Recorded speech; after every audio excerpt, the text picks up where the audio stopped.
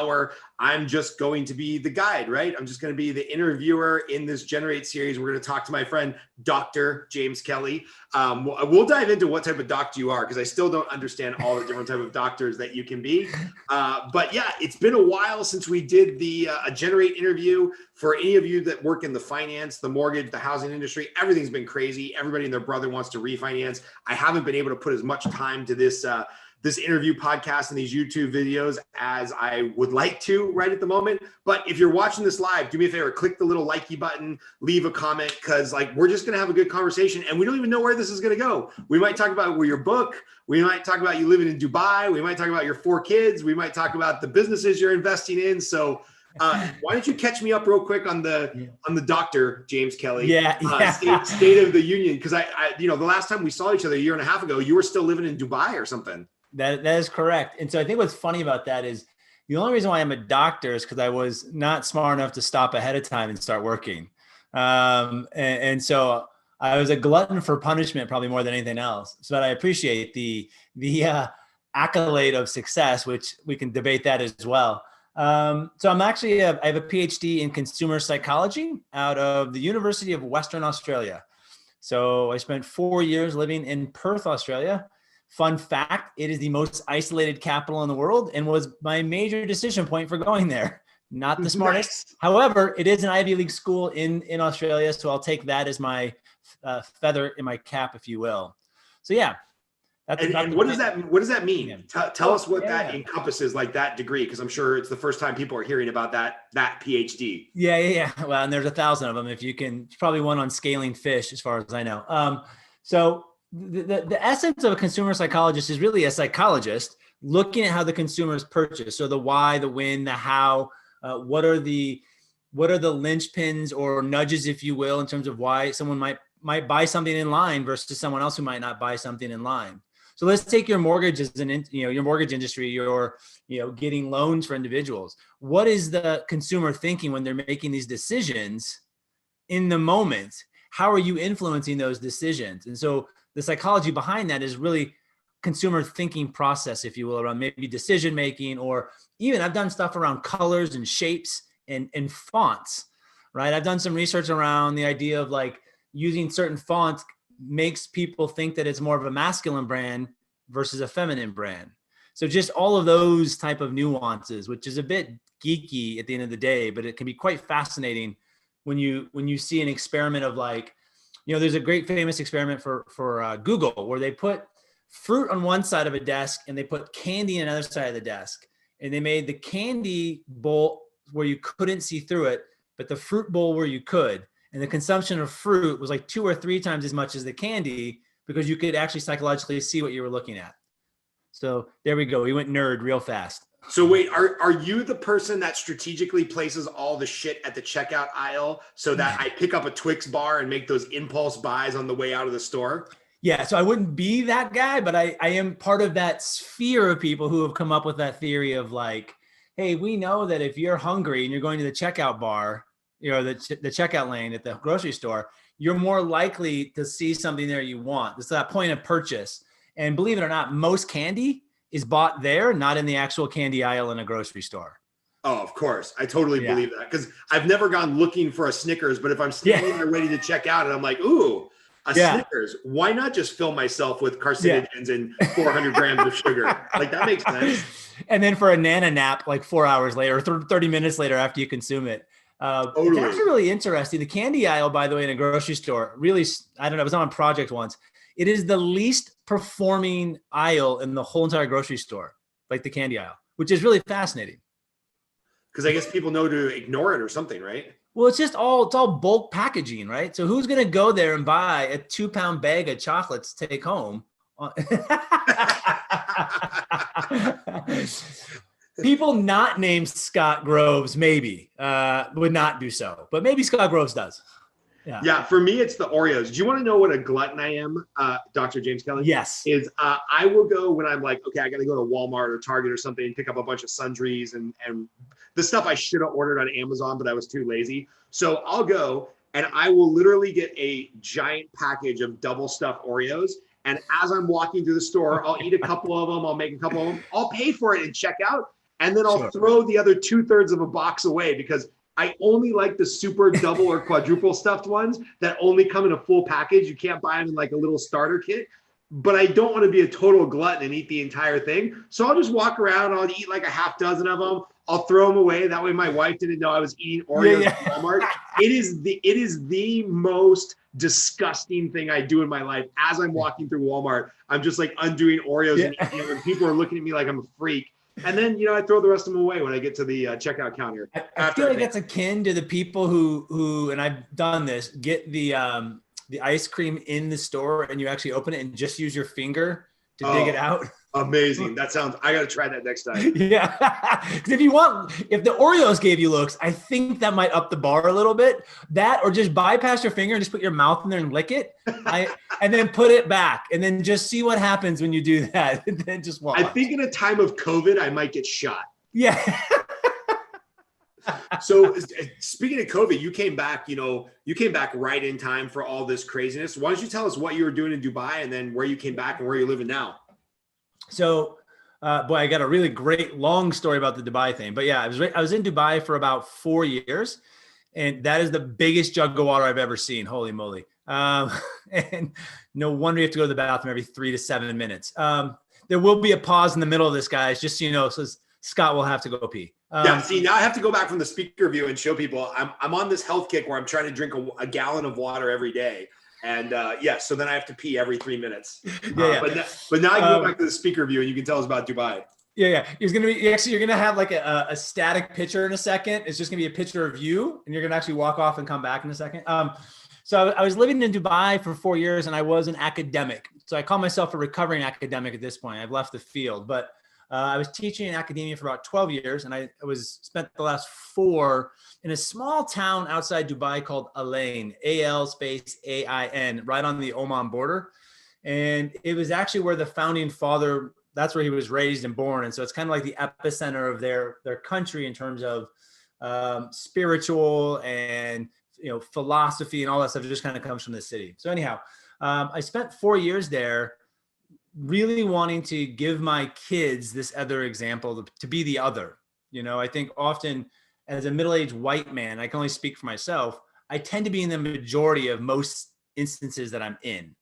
And, I'd spent a year in Japan in my early 30s, and I experienced this event where I would sit down on the train and Japanese would get up and just walk away from me. And it was really, I would say, enlightening and insightful and impactful when you think about the notion of inclusivity in our society. I was excluded, and it was, on a very minor scale. I mean, it was momentary. It's not, society wide, but it was an interesting feeling that I could put into my memory bank of, boy, that sucked. And so anyhow, I wanted my kids to experience something totally different. I wanted them to go be the minority for 4 years, even at a young age. And so I spent 4 years there teaching, but I decided to leave academia and start my own business. And so in doing so, we had to move back. And so we ended up moving back right in the middle of COVID. And that was just I wish I could swear here. I would use some choice words. Oh, you can swear. You can say whatever the fuck you want. This is my podcast. Oh, okay, great. All right, good. Okay, I was trying to be clean. Now the floodgates are open. Shirts are off. It's going crazy. So moving back was just nuts, right? So it was in June, and man, I remember I was hosting a webinar on like June 12th or whatever, and we were supposed to leave the 21st. And that afternoon, I found out that our flights was canceled for the 21st.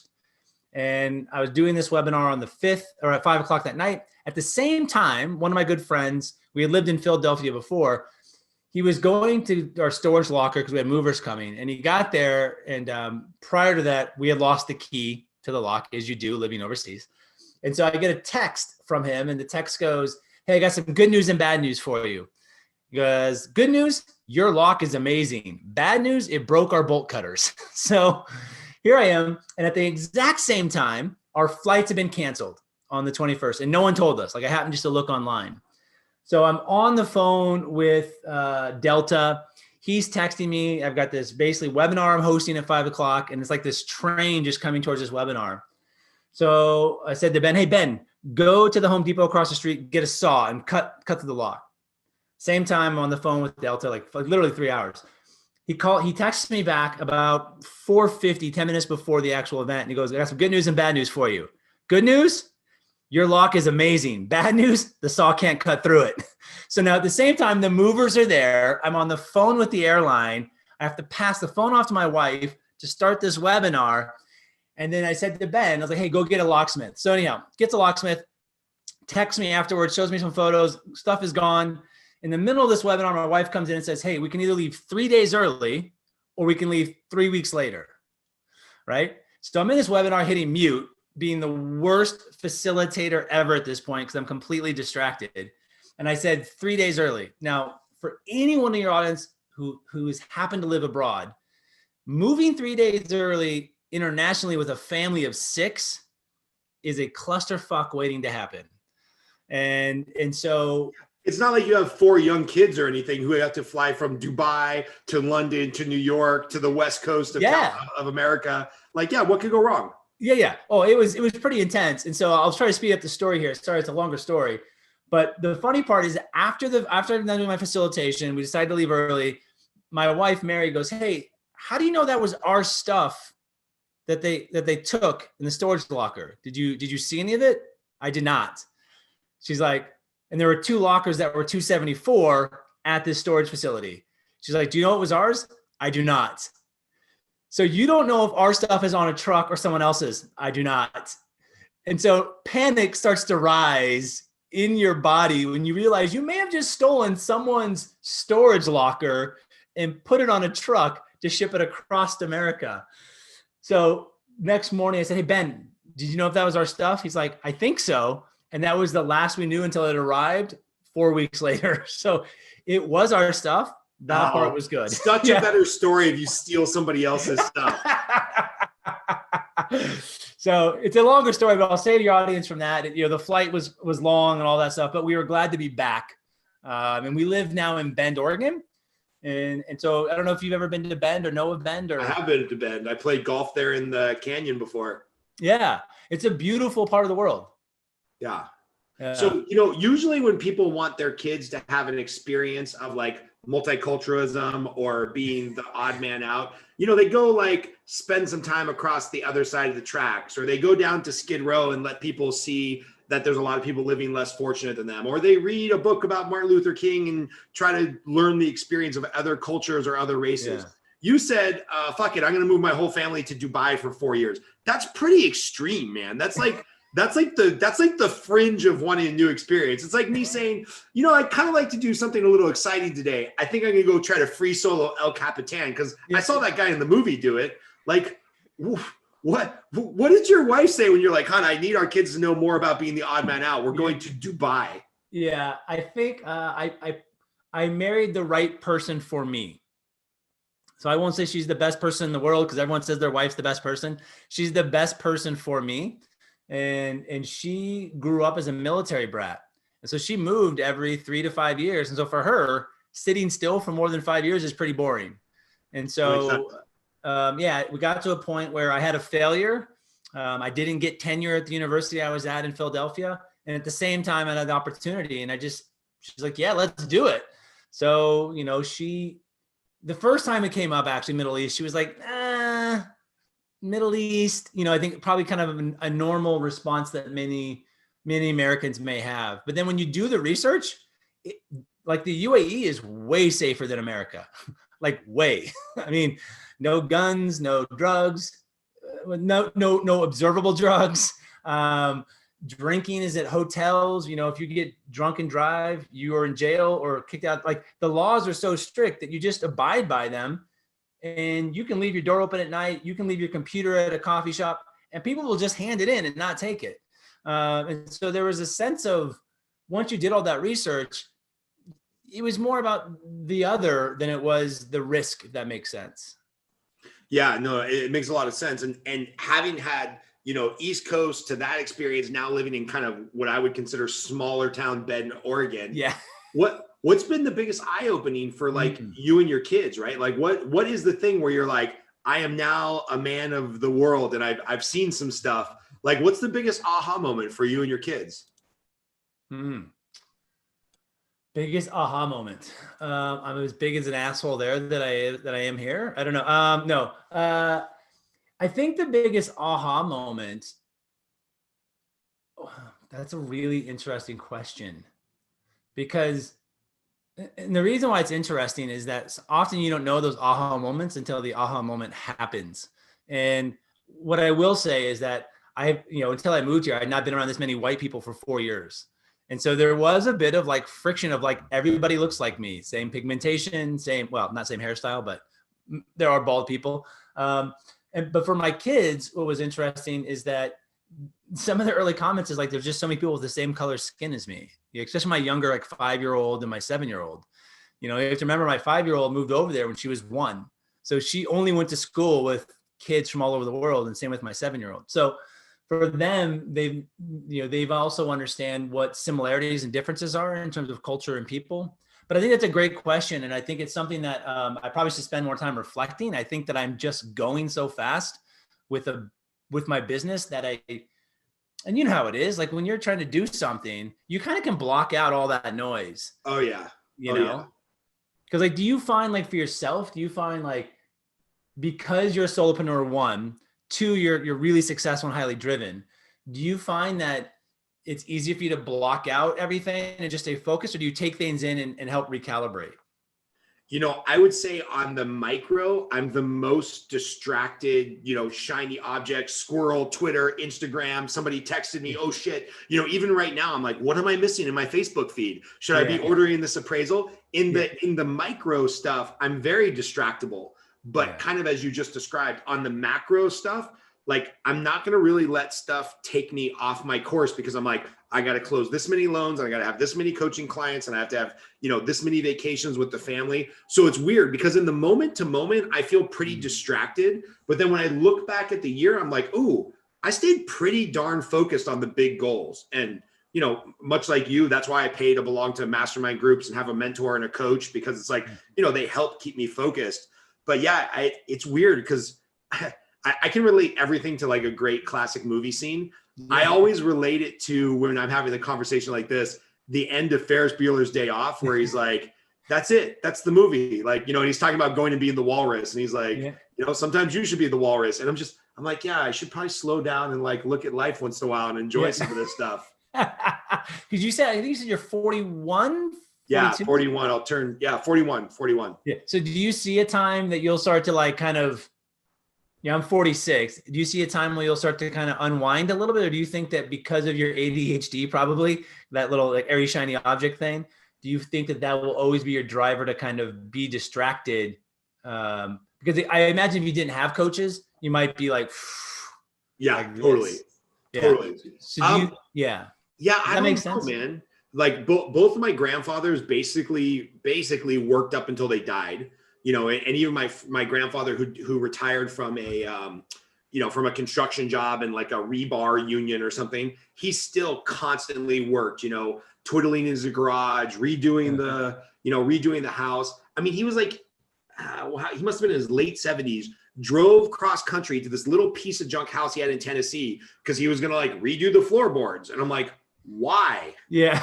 He couldn't, he couldn't stop working. And I kind of feel I'm going to be the same way. My ex-wife had a father who his dream, he was a cardiologist at USC. His dream was to die at his desk at USC. Like that's what he wanted to have happen. Yeah. And sadly, he passed away a couple of years ago, like 6 weeks after he retired. Yeah. And, it just like, I think some people, some men, some women are just built that way. Like I can't imagine slowing down and being retired. Have you ever thought about what you want your, like, if you were to have a tombstone, you might want to be burned to a crisp, but if you were to have a tombstone, what it would say? Yeah. All I care is that my kids are at my funeral. Yeah. It sounds bad, but I come from a family of like a lot of people distrusting each other and having some family drama. So it's like, hey, if my 2 kids are there on my deathbed, at my funeral, happy, loving, crying, giving me a great eulogy, it'll just say, Scott, his kids loved him. The end. I have a philosophy, especially in business and stuff like that, where someone will say to me, like, I'm doing an example, but like, you want to go out tonight? Do you want to do this thing or whatever? And I always say, listen, if I lost my arms and legs, who's wiping my ass? I'm pretty sure it's not you. It's going to be those in my house. So I need to take care of those people first. And then I'll work outside, the ripple, if you will, after that. But I'm kind of in the same boat as you, where I think as long as my wife is happy, my kids are happy, and happy is obviously a relative term, by the way, but they don't hate me. They don't have many years of therapy after they're done with me. Then I've done my job well as a dad and as a husband. But I think I always think about that whole idea of what would someone say to me about me at my eulogy or at my gravestone, and it's just an interesting exercise that, because that's usually then your morals or values that you're trying to espouse throughout the day, the week, the month.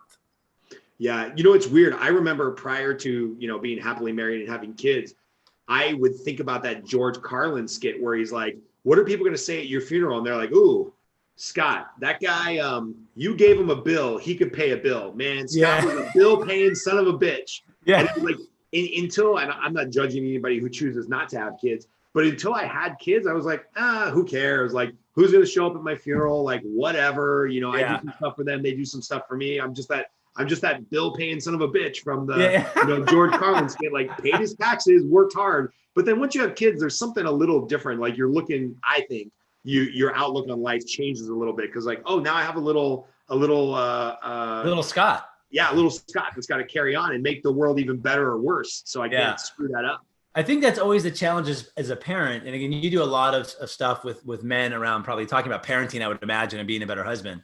And I always think the one thing about having kids is that, and I say this to my mom, and I say this to my kids, is that you left me with a bunch of baggage. I just can choose which I want to bring with me, which I don't, but you did the best that you could do.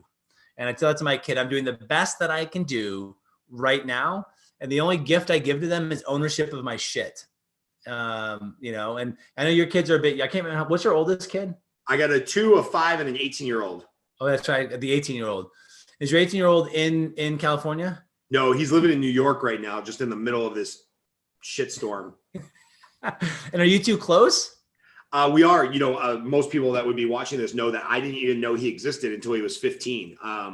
We met for the first time when the courts got us in connection, and that's a whole crazy story. And he was in New York his whole life, and I was in California, and there's some craziness ensued at a business trip when I was in my early 20s. He was conceived, and I didn't know about it. And so we didn't even connect until he was 15.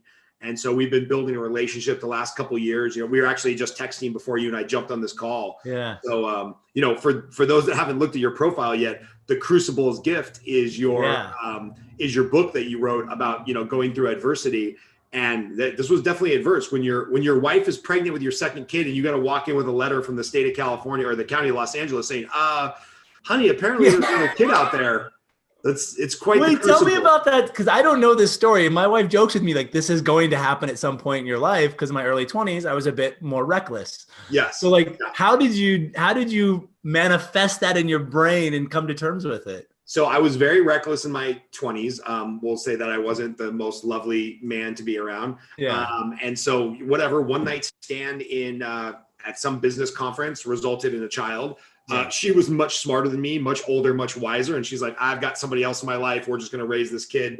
Didn't really work out. And then at some point, the carts get involved and they're like, hey, we have an obligation to the child to make sure he's well taken care of and connect him with, his biological father. So that took a couple of years for state of New York to correspond with state of California. Then, I get this letter. My wife is literally pregnant with our second kid. We had just dropped all of our savings to move into like this new house and put a down payment and renovate it. So I'm kind of already living in the edge.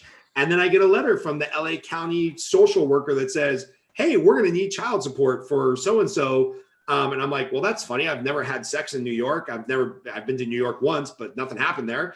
And no, sure enough, DNA test and whatnot. The child is mine. His name's Jonathan. He's an awesome kid.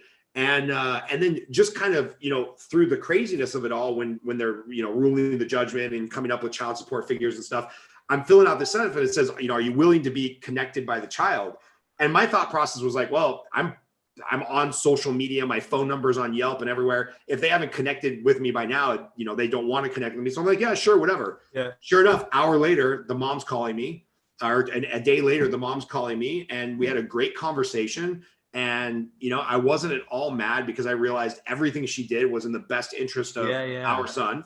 And so, I flew out to New York that summer and met him, and we hit it off. And by the way, the whole nurture versus nature thing in my mind is 100% settled, because he is 100% my kid. And he didn't even know I existed. So it's clearly nature, not nurture. Cause I wasn't even around, but he's a great kid, drags his feet the way I do, has the same political leanings that I do. It's like, it's amazing. It's amazing. So, but how did you in your mind though, go from like no kid to kid? Like, how did you say, like, and then what was the conversation with your wife? Yeah. Well, the first thing she said was, I got to go talk to my mom. So I think she probably had a good cry that night and freaked out. And then she came back and she's like, look, man, I knew you weren't a virgin when we got married. She's like, if it was a 15-month-old versus a 15-year-old, I would be stabbing you in the stomach and taking your money. So that was really beneficial. You talk about marrying the right person for you, like Jesus. Could I have picked a better woman to go through this journey in life with? Because she puts up with all my craziness. She's a great mom, and now she's a great stepmom to Jonathan. But it was really just like, especially when you're a little wild and crazy in your 20s, every guy jokes about it, like, oh, I don't have any kids I don't know about. But then you kind of stop in your 20s and your 30s and you think about that and you're like, oh yeah, there were some wild times in the Army. There was some crazy stuff. Like, I could have a kid out there. So in some weird way, I'm sure my subconscious was a little bit ready for that punch to the gut. But then when it happens, it happens. And I'll tell you, the easiest way to get over it was the fact that he's a great kid. If he was a dirtbag and a drug addict and there was all kinds of, drama with his mom, I'm sure I'd have a much different outlook on it. But he's a straight A student. He's a stellar human being. He's a smart kid who loves, working hard and Dungeons and Dragons and school and stuff like that. So I'm like, on the spectrum of 15-year-olds I could have inherited, he's way over here to the positive.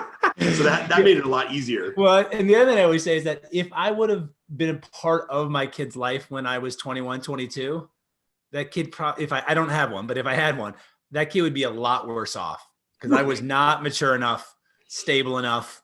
Right. Like, so many things are wrong with me in my 20s that, like, being a parent would not have been one of my better achievements at that point, being a father at least. So, and I just got to say all the time, like, publicly, I've told everybody, privately, my wife knows this, like, I think his mom just did a stellar job. She had some challenges, obviously, with what she was going through, and she has 2 other kids, and you can just tell everything she has done is in service of that kid. And awesome. it's really amazing. Talk about a crucible. That was her crucible. Yeah. Right. So I've kind of flipped the script on you. Sorry about this. No, that's all right. This is good. We're just chatting. Who cares who's watching? Yeah. I think that's really interesting, actually, because I can't, like, I'm trying to play it out in my head, and I think I would have a moment of, I'd almost go through a mourning process, like, oh shit, what did I miss? Guilt, and then acceptance, and then how do I make the best of this? Yep. I went through all of those for sure. Yeah. What's really weird though, is that you don't get those in between years. And so, let's see. So 3 years ago, my wife's pregnant. My son's 2 years old. Jonathan's 15, 16. On one hand, I'm over here trying to teach, Gabriel, my son, my 4-year-old, who was 2 at the time, trying to teach him how to, like, wipe his ass and not pee all over the bathroom. And then, Jonathan's giving me a call and be like, hey, how would you handle this problem? Like, if I go to a party and a couple of my friends are strung out on drugs, but that's not my thing. And I'm like, I am not equipped to answer these questions. I didn't get the in-between years where you got in a fight in 4th grade. Like, I'm not equipped. I can talk to you like a friend, like, forget them, and I'm trying not to be, like, harsh, but I'm like, dude, they're your high school friends. You're not going to remember any of them in 20 years. Yeah. Although I just saw my friend, Jumani, jump in and leave a comment on the video, and I knew him from high school. I've only seen him since, so whatever. So, I'm just trying to give him the adult advice, but it's really weird because you're turning from, like, one kid to the other and you're like, oh, change diapers, heroin, what? And then when you see those parents that adopted kids that were like 11 and had no kids before, and you think, like someone asked me once, like, how do you have 4 kids? And I always say, it was like being in college. I built the tolerance to drinking over time. Right. And so like, as you add a kid, it just builds to the tolerance of having the other kids. Right. But to go from like 0 to pounding Mad Dog 2020 is like insane to me, to suddenly have an 11-year-old, and people who do it, I think they're amazing human beings that have a level of tolerance and compassion that I probably have deep down inside of me, but it's definitely it's not a surface level compassion that I would have. It's totally different, right? Yeah. So what's it like being back in Bend with your 4 kids? Because I know you're starting a couple of new businesses. I want to hear about your new business venture. Yeah, sorry, we've definitely gone off the rails and having a great conversation, by the way. Yeah, totally fine with it. Yeah. So just a couple of, I wanted to kind of go back to my book a little bit, because I thought thank you for bringing that up. I probably should have jumped on that from a marketing perspective a little bit more intently. That was a great signal that I just went by and kept going back. The book was really interesting from the standpoint of what you talked about, the crucible, because, and I know you know this, is that, the book is based on interviews of over 120 or 130 leaders from Fortune 2 companies all the way to entrepreneurs. And what was always fascinating to me is that the leaders that I seemed to come and be the most authentic were the ones who really embraced all their adversity moments. Because when you think about your adversity, Scott, and like the kid or the army, and by the way, happy Veterans Day. Thank you. Appreciate it. Yeah. When you think about all of those adversity moments, all of those are comprising the puzzle called Scott. And, some of those puzzle pieces might get worn off and nubbed at the edges, and you might want to throw them out and add new puzzle pieces. But what I found is that people I spoke to, leaders who didn't really have any like a question I would ask would be like, go back to, this typical question, go back to your 20-year-old self and what advice would you give? And the ones that said I would give no advice, I was like, well, that's not very reflective.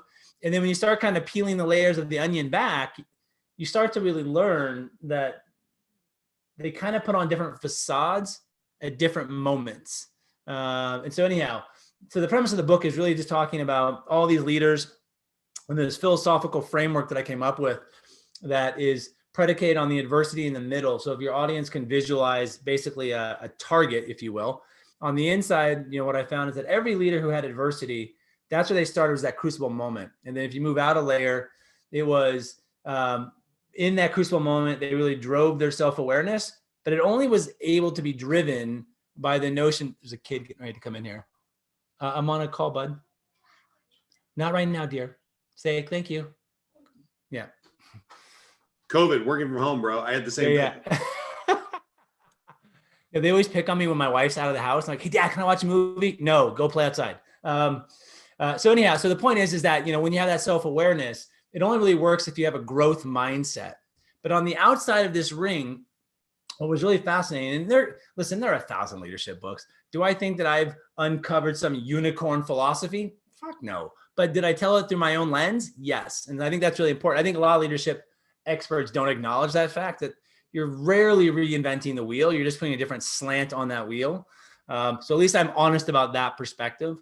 But anyhow, on the very outside of the ring is this idea of relationships, integrity, and compassion. And what I found is that, to be really authentic, you got to have compassion, which is different than empathy. And you got to value relationships and relating to people, which I think you really do, Scott, like kind of talking and connecting.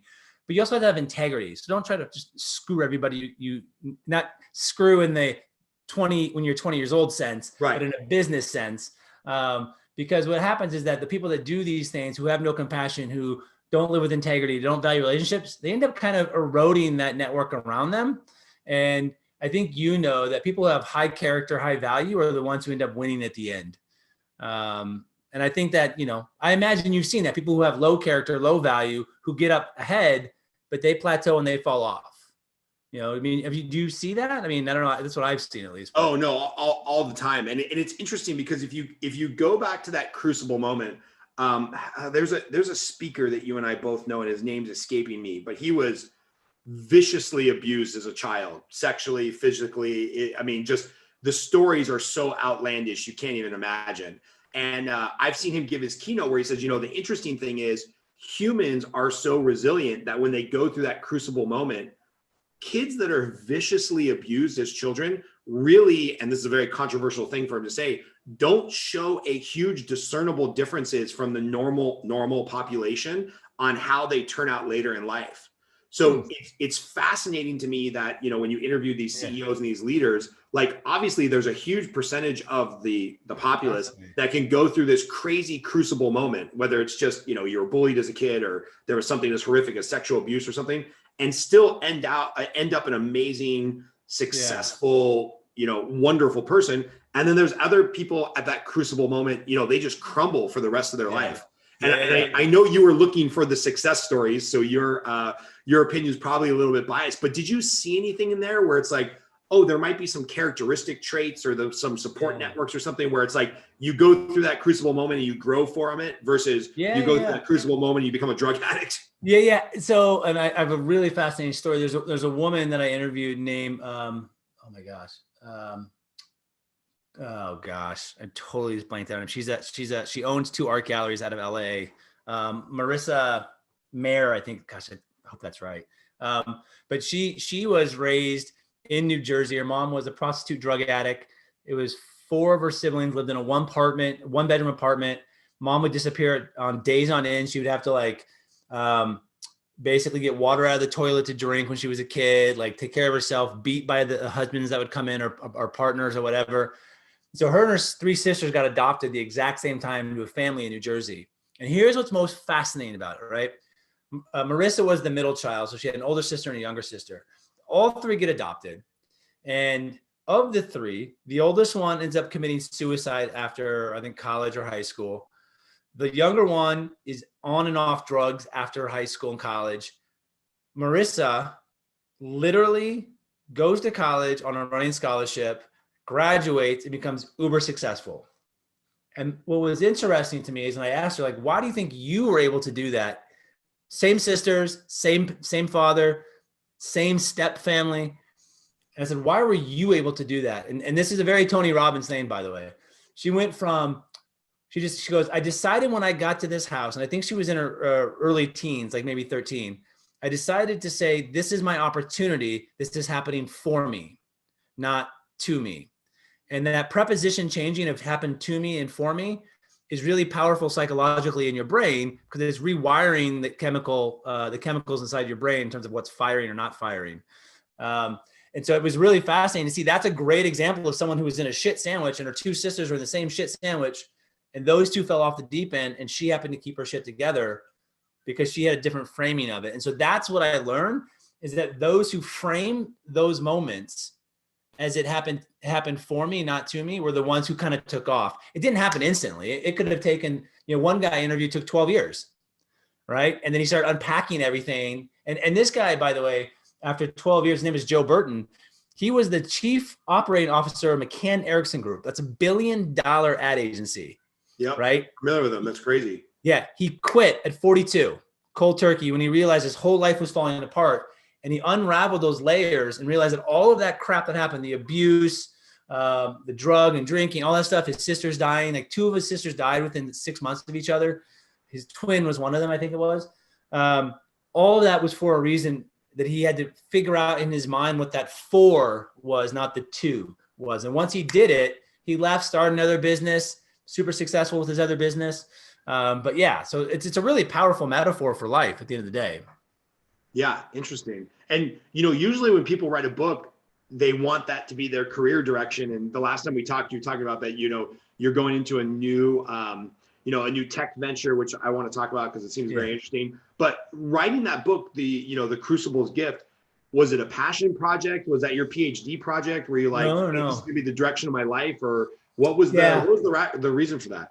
Well, I mean, your reason was probably more business focused because you're making money on the book you sold, and at least generating clients. I did not get that route. But the reason is that when I was 32 and I started my PhD, I wrote down, and I need to be better at goal setting. Like I acknowledge that, but I wrote down when I got to Australia, a list of things I wanted to accomplish. And the way I wrote them down is I wrote at 42, I wrote a book. And then I would break down what I had to do to write that book, but I used it in the past tense. So here's what's interesting. This tells you the power of your mind, by the way, is I looked at that list maybe one more time before 42. And I literally wrote that book. And of the 10 goals, I accomplished 8 of the 10 goals. The one goal I didn't accomplish was doing 3 Ironman and 3 marathons in the 10 years. So that was the only goal I did not accomplish. And I forget what the other one was, but I had like get married, have 4 kids. It was really crazy. And I didn't remember any of it. But somewhere in your brain, when you put the pen to paper and you write it as if you've accomplished those goals, it just gets embedded somewhere in there to say, okay, this is the trajectory you have to go. And you've already put down the steps that you need to do to accomplish that. So it was really a passion project that I did. I wrote the book in, I don't know, how long did it take you to write your book? Do you remember? 7 years. I don't know. I just kept tinkering at it. And then this is funny. I showed up for my first writing, coaching session. Cause finally I was like, I'm going to hire somebody to help me get through this. And the guy's like, okay, let's go through your outline. And I'm like, well, I just kind of have this jumbled outline of like, stream of consciousness, some transcribed keynotes that I did. I'll sit down and false start, write 3 chapters. Yeah. He's like, all right, he did a word count. And you'll know this because you wrote a business book. The average business book has about 30 to 40,000 words. Yeah. I had 350,000 words.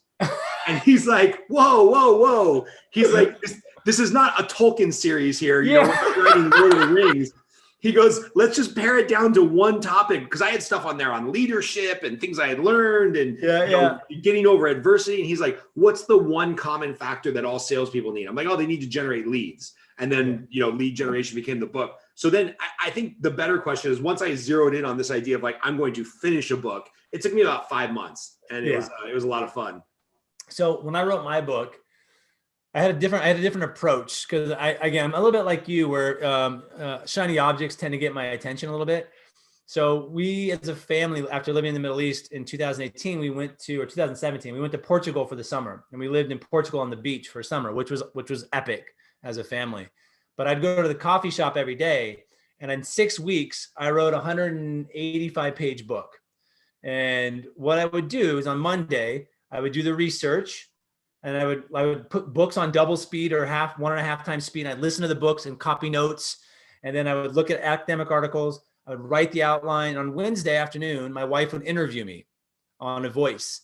And we would record that interview, and she'd base it on the outline. And she would explain her questions. And can you expand on this? I'd get that transcribed overnight Wednesday night, and I'd write the chapter Thursday, Friday. And that's what I did for 6 straight weeks to write the book. So I had my first draft in 6 weeks, and then it was just an editing process from there on out. And so, it was just really a labor of love that, I would love to do more speaking on it, but because I wrote it overseas, the leadership market is much more ripe in the US than it is in the Middle East. And so I kind of missed the opportunity to maximize on that. But I achieved a goal, so let's focus on that. By the way, if you ever get fired up about it, my friend Amber Vilhauer, who I've interviewed on here and who's good friends with John Vroman and a bunch of the other guys that she specializes in book relaunches.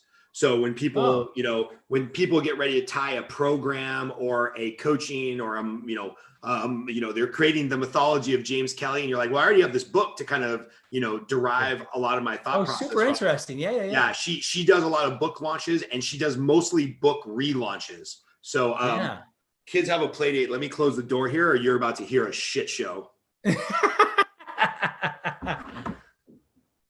Yeah, we're about to have a bunch of little kids going crazy at our house. So apologize for the background noise, but we're all good. That's all right.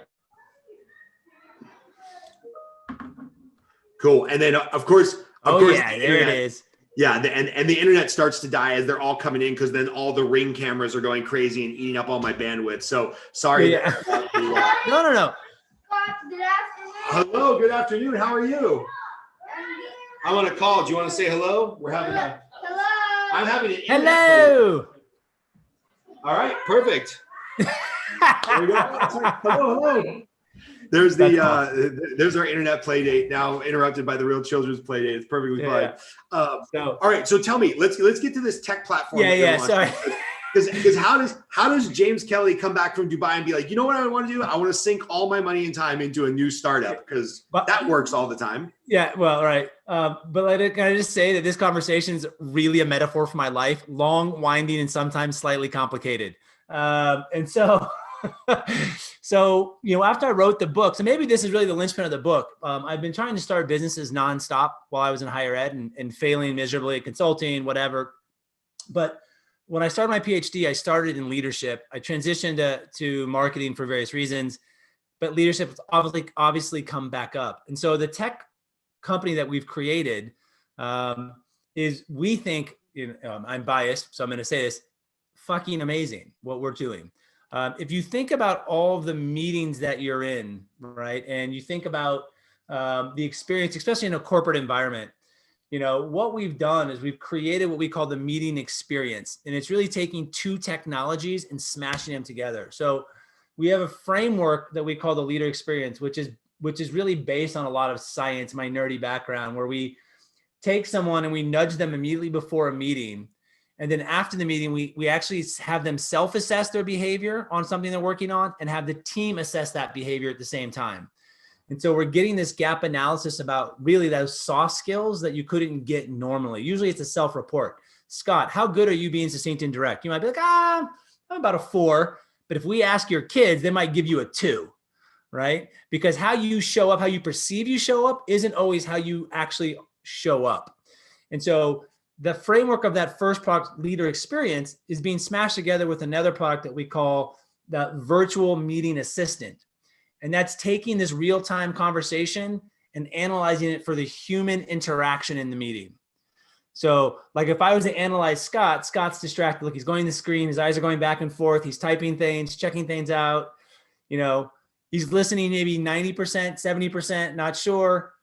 But what I could say from that data is that here are all the times that Scott's eyes are darting around. Here's all the times Scott is engaged. And when is he engaged based on what I'm saying, my sentiment, my tone? If I start saying, hey, you're a piece of shit, do you perk up and do your eyes change? Right? I smile and I laugh. It's amazing. Yeah. And so what that could tell me from a data science perspective is that Scott has high self-confidence and isn't easily ruffled, right? So high resilience. And so we're taking that data coupled with that nudging before and measuring after and putting it into a black box to give you insights of how you can show up better to a meeting. So we're really focused on that meeting experience. And it's really powerful because look at the world we live in now. Like nothing is going to be no, it's not true. Sorry.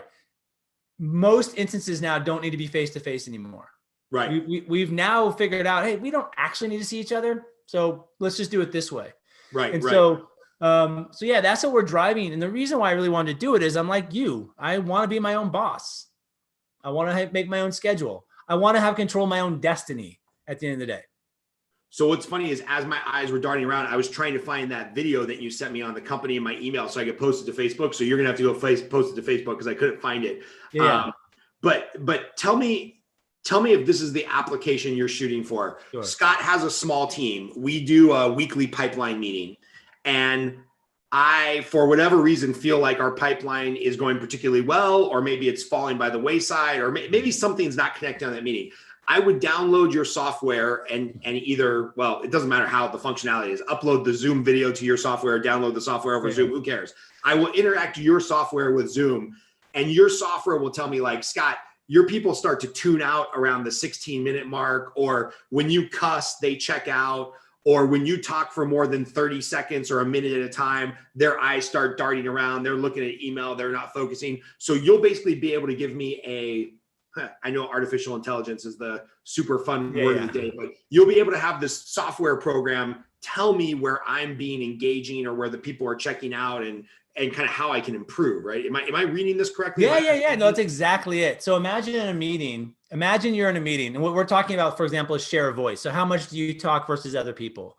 And so within this solution, one of the things that we're really working on is, let's say you have a meeting of 5 people, and in your little Zoom screen that you have, you'll see a question mark pop up in the corner of one of those people. That might mean, hey, ask a question over here to get them more engaged. It might be like you get thumbs up, right? That's a sign that everyone's really engaged. If you get like a triangle with people connecting, that person's feeling connected. And so in the moment, what's really impactful is that notion of inclusivity, which usually equals engagement at the end of the day. And so we have that real-time component of saying, okay, Scott, you're talking now for the last 10 minutes. You've not asked one question and people's eyes are darting out and the screen's just giving you question marks, which is a great sign of saying, hey, ask a question, ask for feedback, right? But then afterwards, it's giving you a chance to analyze all of that and just click on the spots in the video where this occurred to show this 5-minute block of where, you just bloviated for nonstop and everyone just lost it. Oh, wow, I never knew I really did that. And I didn't really see the reactions. Okay. And then there's an insight. Here's what you can do next time, right? Be more inquisitive, ask more questions, or whatever it is in that situation. And so we're focused on inclusivity at first because we think that's A, really important, but B, from a measuring standpoint, we think we can measure that in a way that is beneficial for everybody. If you think about organizations, small teams, big teams, when people are more engaged and more inclusive or included, all the data, all of it talks about ROI going up, productivity going up, trust going up, relationships getting better. But often we don't know in the moment if we are or are not doing it. And we might perceive that we are when we really are not. And so our drive is to make meetings better using, to your word, AI.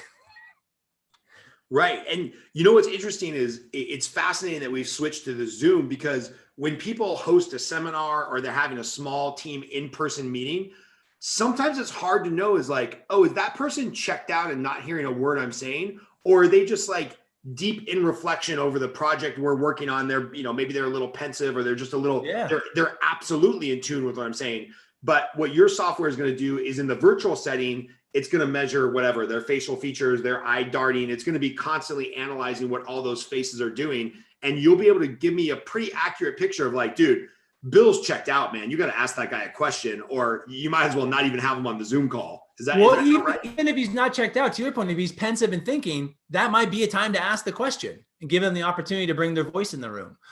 The big, and this is patent pending stuff. We filed patents for it. So I can share is that the big thing is the triangulation of data. And this is why it makes it unique and different than what's out there, is that if you think about the linear approach, like let's say you're going into a meeting and you really want to work on being inclusive, we'll nudge you before that meeting. That's a data point. After the meeting, you give me your opinion if you were inclusive or not. Your team gives me that opinion. That's that team leader gap. That's another data point. We then you can ask the team for written feedback. That's a data point. And then in the meeting, we're looking at those interactions, right? When you're talking eyes and all that stuff, and we're correlating that against the data that we've collected. You're working on inclusivity. Here's the team leader gap. It's high or low. Does that match with what we're seeing there? And does the feedback we're getting match with what the leader is saying? Now that sounds like a lot, but when you think about how the cycle works, a nudge is literally 5 seconds. Read your phone, done. Afterwards, Scott, how did you show up? 1 to 5, done. Team, how did Scott show up? 1 to 5, done. Hey, Scott wants written feedback. It is, what was the situation you saw Scott be inclusive? What were the actions he did? And what was the impact it had on you? What did you observe? So all of that data combined together helps us create what's called a, oh my gosh, I forgot the term, but it's basically model validity of this. These are all at certain accuracy, the likelihood that inclusion is or is not happening at these points across the meeting. Awesome. And what's like 2.0? Like obviously inclusion, you said, is very important. What's like, where do you see this going? Once the patents are approved and you have a viable product, like, do I then get to like upload my consciousness and just somebody have the Zoom meeting for me? Like, can you get to that? No, we're going to plug that shit in the back of your head while you're sitting in a pod. Yeah. You already have the shaker's head. You're already good to go. So the first product, the Leader Experience, is in the market now. That's in Microsoft Teams. You can actually install that in Microsoft Teams today. It's called Leader Experience? Yeah. If you were to go into Microsoft Teams and just simply Google, go into Teams and search the app for just leadership, we're the first app that pops up. Nice. And so that's already live. And so that's our framework, and we're building on top of that. Awesome. So version 2.0 is looking at a series of different behaviors. So inclusion, communication tactics, authenticity, things that we know we can measure and triangulate to lead to meeting effectiveness score. So how effective is a meeting? Not just the tactical stuff, but really the emotional stuff, right? And so it's looking at that from a meeting effectiveness standpoint. Inclusion is just version 1.0. But today you can go get nudged and have measurements and have your own unique leadership score. That's live. That was a $285,000 investment. 205 of that was out of my pocket. So yeah, when we talk about, it's funny when you mentioned what made me jump in. My personality, and maybe your personality is like this. I get a sense it might be. I'm kind of an all or nothing. So if I'm not in, then I'm out. And again, I married the right woman where she said, okay, that's your retirement. Don't touch mine. That's your retirement. You can invest it. Because if I don't let you do this, you will resent me. And she was absolutely right. Like I would have totally resented her I would have respected it, but I would have held resentment over her, which, as you know, in any relationship is the foundation of crumble for the whole thing. Yeah, definitely.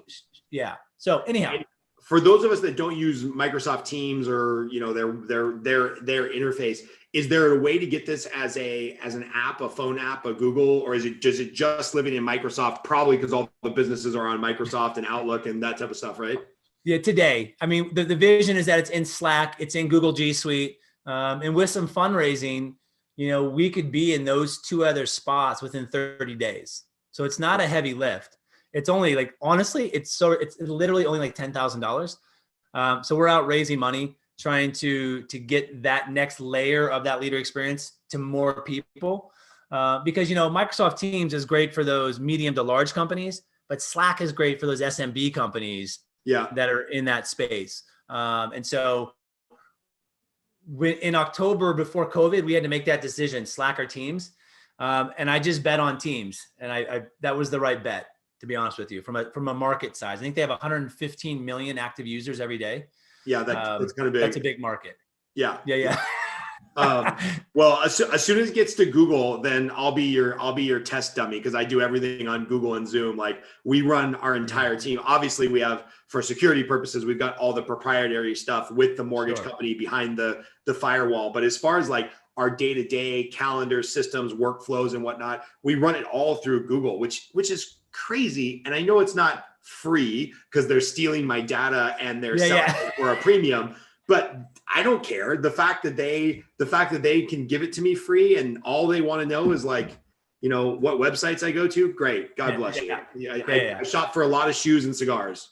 Yeah. Well, and I always think what's funny about that, and thank you. And what I think is funny about that is that, listen, I understand data privacy, but here's the thing. If you're not doing anything wrong, the government doesn't really care, right? They're looking for the people who are really trying to game the system in terms of killing people. Terrorism. Having spent 4 years in the Middle East, everything I did was tracked. My phone, every time I took money out of the bank account, everywhere I went, it didn't matter. And you just knew, like every time you go to a gas station, they take a photo of your license plate. Like they literally know everything you're doing. But it didn't bother you because you're like, well, I'm not doing anything wrong. So it doesn't really matter. Right. And I think, not that I'm saying I'd want that level of security in the US, I'm not implying that. What it did do in the UAE though, is that you felt safe because you knew that if you did screw up, again, you're in hard labor or you're excommunicated from the country, if you will. Right. So yeah, my libertarian side of my brain is about ready to explode on all. Yeah, I'm sure it is. But at the same time, I'm kind of like, when it came out that I don't even know if it was Obama or Bush or both of them. It doesn't matter. It's probably both of them. We're lying about all the metadata of all the cell phone calls being collected. And so I'm like, okay, do I really want that happening? No. Do I really care if it's happening? No. But do I just want the government to tell us the truth? Yes. Like if they came out and they go, here's what we're going to do. We've got Verizon, Sprint, T-Mobile. We've got them all on board. We're going to collect all the data of everything for all time. And we're going to let you know right now, we're not going to look into it unless we have a warrant and you're suspected of a crime. I'm like, all right, cool. You collect the data. Like I can literally talk to you in Bend, Oregon from me in LA because of space. And it's like, I didn't pay to put that shit in space. So if they want to collect all the data, cool. You know, I get Zoom for 12 Yeah. bucks a month. That's an unheard of value. And if the Yeah. trade-off is like, I got to give up some of my privacy and one day they'll be able to beat down my door because they have a warrant for, you know, something I talked about. Oh, well, it kind of sucks. Well, and yeah. Well, and I think that's where I'm at with it too. So like, if it keeps us all a bit safer and you're not doing anything wrong, then who cares? Like that's how so I understand the libertarian side, like stay out of my life, let me leave. But if we all had that mentality, that leaves an open space for some really bad stuff to happen, you know? Right. So dude, we need to have a conversation. I got to get going here pretty quickly. Yeah, no, fair. Yeah. We need to have a conversation about this idea of giving up some personal freedom for security, or just coming to terms with like bad things happen, right? Because eventually, if that mindset goes too far, well, then we're just all stormtroopers, right? And we're all just turning each other in, and it's all crazy. But I see, like, if you go the other direction too far, like full born libertarian, it's like, yeah, you're right. I don't want somebody driving a truck, a tank down my street. We're Yemen at that point, right? Like it's just straight up chaos. So again, I love talking politics with you because we can do it in a very friendly, non-like confrontational way. And I got to tell you, on Facebook, there's just some batshit crazy people out there right now that have like literally some of their stances make zero sense to me whatsoever, but we will not get into that today because you got to go. You've been awesome with your time.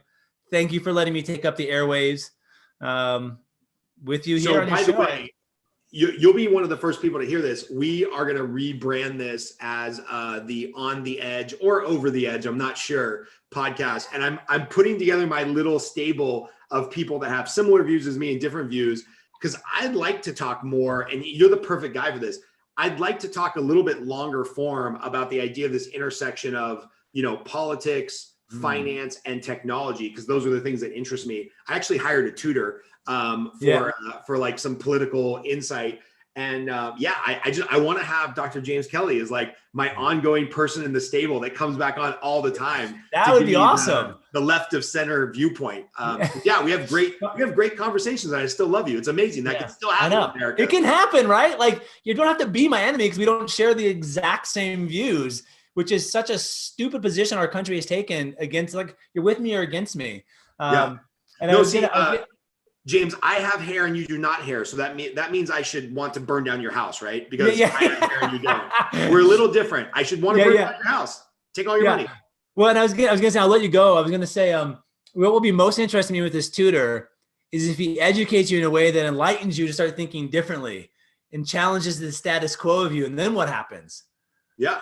I mean, the crazy thing is I'm open to that, right? I got this, you'll appreciate this.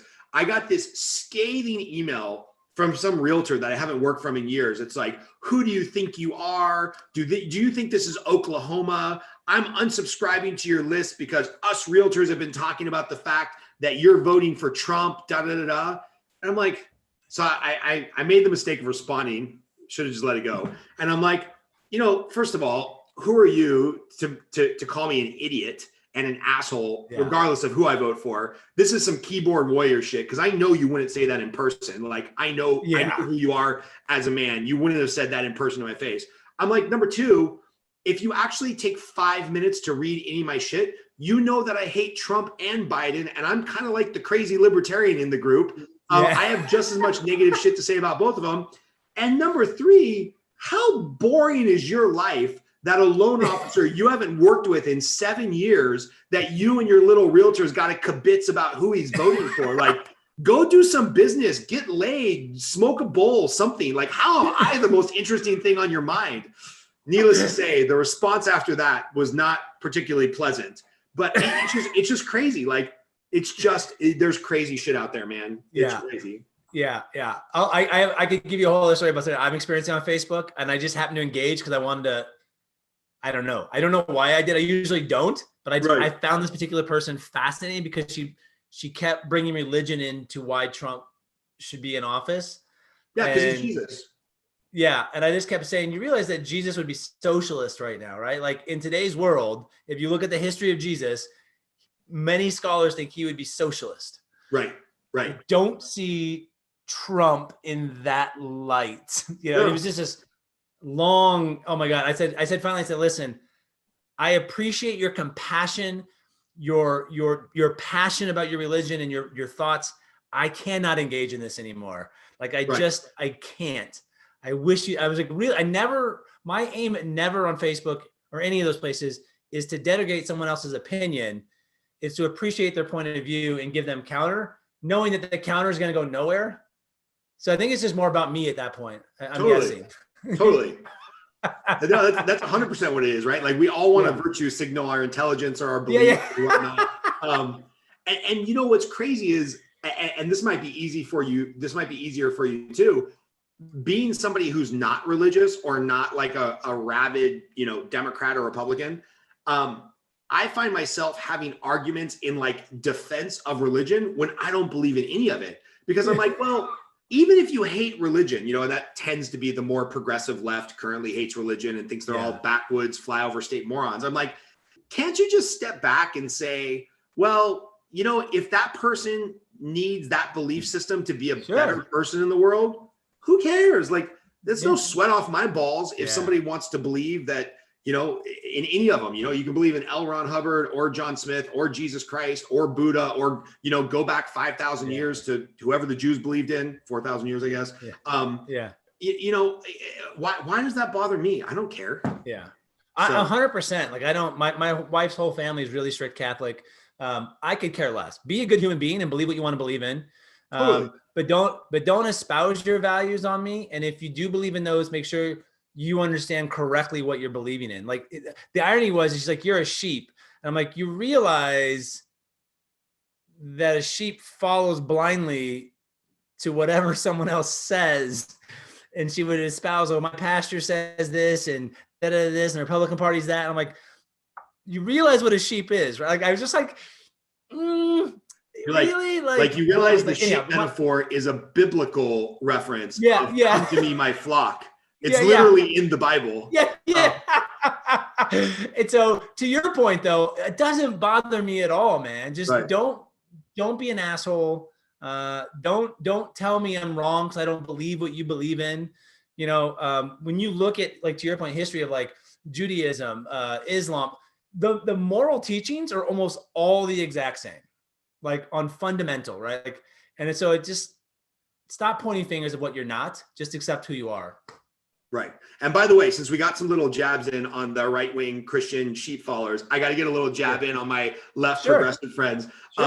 One of my buddies who I consider very intelligent, we were talking about the outcome of the election and some, voter shenanigans potentially. And I'm like, but it's kind of weird that they called it for Biden on Saturday. And then Pfizer and all these companies are coming out with all their good news about the vaccine trials and whatnot. I'm like, I'm not saying George Soros is, pulling the puppet strings like some big puppet master and there's some grand conspiracy.